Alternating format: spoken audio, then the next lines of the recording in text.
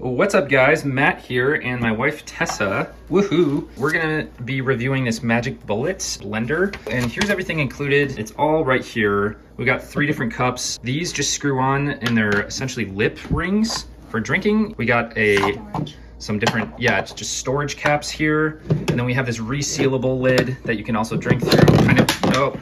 I would.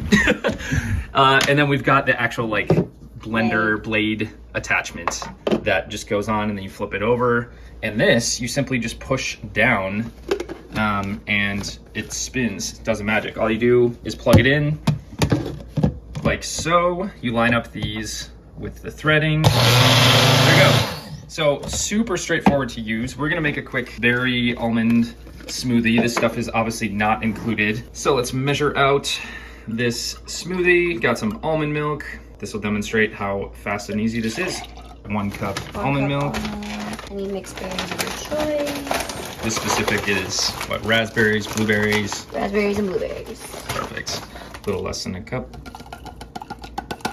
And then some ice. Get this out of the way.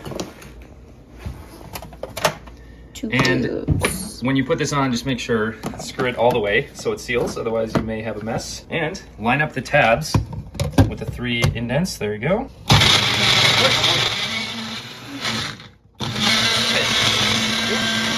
So, as you can tell, to hold it in that position, you just put it down and then twist. And then you can let go. But once it's done, you simply twist out and you can just lift it out because it's all sealed. And then you can switch the top to the resealable top or the lip lid, whatever you prefer, or the cap to save it for later. So, and they've got these different size mugs with a suggested max to mix in there so it doesn't get too full. And so there's actually room to mix it. So we absolutely love ours. Tessa's very happy about it and has a yummy smoothie. So hopefully this was helpful and shows you exactly what to expect with the Magic Bullet. Woohoo!